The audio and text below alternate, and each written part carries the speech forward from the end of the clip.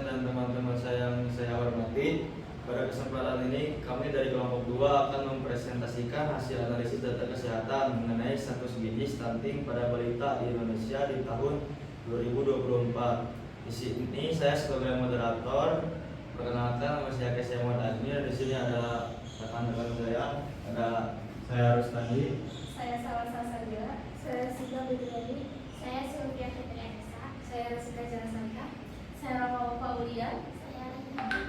Baik, untuk mempersingkat waktu, saya persilakan kepada pemateri kelompok 2 untuk memaparkan hasil presentasinya.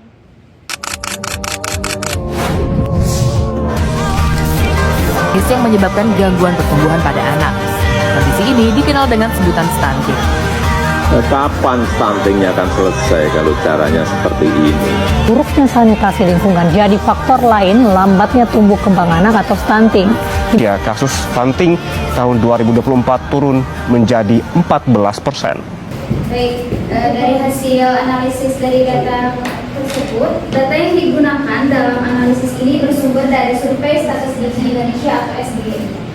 Tahun 2024 yang diterbitkan oleh Kementerian Kesehatan Republik Indonesia, jenis data yang merupakan cross sektorial dengan jumlah observasi sekitar 345 ribu rumah tangga balita yang mencakup seluruh wilayah Indonesia. Variabel yang menganalisis meliputi waktu pengamatan bulanan, status gizi stunting, jenis kelamin, kelompok usia 12 hingga 59 bulan, serta distribusi wilayah provinsi. Sebelum dilakukan analisis, data telah melalui tahapan data processing yang meliputi penghapusan duplikasi, penanganan missing value, standarisasi format, serta agensi data menggunakan perangkat Excel dan SQL untuk memastikan validasi data konsistensi data. Selanjutnya ada hasil analisis menunjukkan bahwa terdapat tren penurunan prevalensi stunting sepanjang tahun 2024, yaitu dari 21,2% pada bulan Januari menjadi 19,8% pada bulan Desember.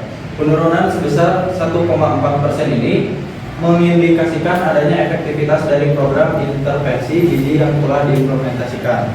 Namun demikian, capaian tersebut masih berada di atas target Rencana Pembangunan Jangka Menengah Nasional atau RPJMN, yaitu sebesar 14%.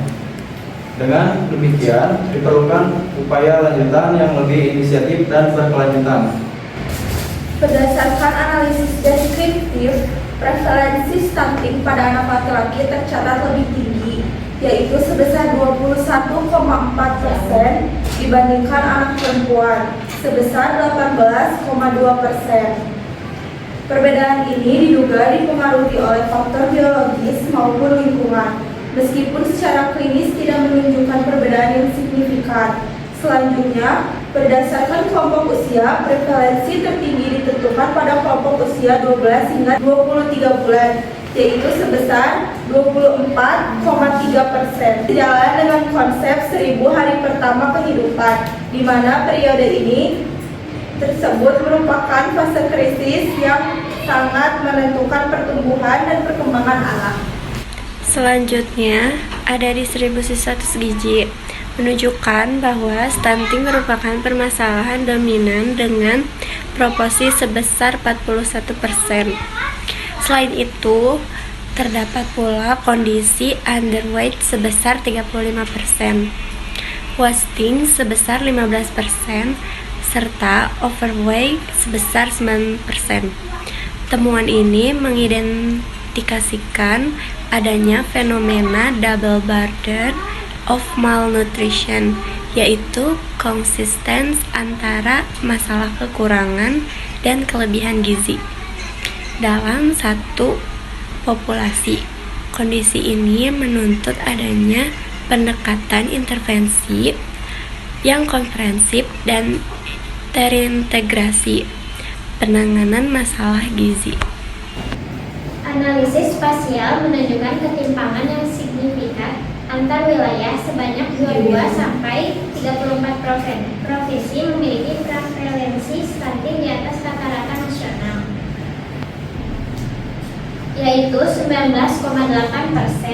Wilayah dengan prevalensi tertinggi didominasi oleh kawasan Indonesia Timur seperti Nusa Tenggara Timur, Papua, dan Sulawesi Barat. Sebaliknya, provinsi seperti DKI Jakarta dan Yogyakarta menunjukkan prevalensi yang relatif rendah. Hal ini menunjukkan adanya disparitas dalam akses pelayanan kesehatan, kondisi sosial ekonomi, dan faktor lingkungan yang berkontribusi terhadap kesenjangan stunting.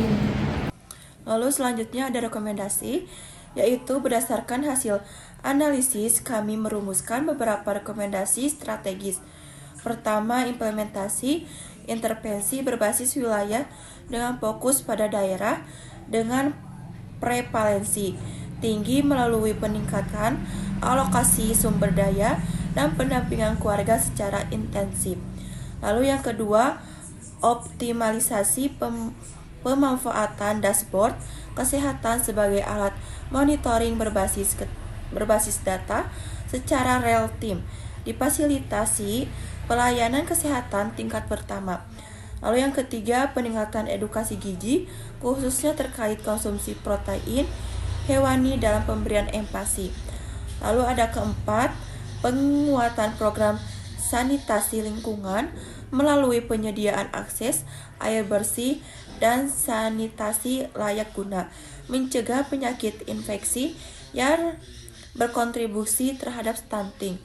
Lalu pendekatan ini diharapkan mampu menurunkan prevalensi stunting secara signifikan dan berkelanjutan. Baik, terima kasih kepada pemateri atas penjelasan yang telah disampaikan. Sebagai penutup dapat disimpulkan bahwa meskipun terjadi tren penurunan di prevalensi stunting di tahun 2024, angka tersebut masih belum mencapai target nasional. Faktor usia dan ketimpangan wilayah menjadi aspek krusial yang perlu mendapatkan perhatian khusus. Dengan pemanfaatan analisis berbasis data, diharapkan proses pengambilan keputusan dalam program kesehatan dapat menjadi lebih efektif dan tepat sasaran. Demikian pemaparan dari kami. Mohon maaf bila terdapat kekurangan dalam membantu presentasi ini. Wassalamualaikum warahmatullahi wabarakatuh.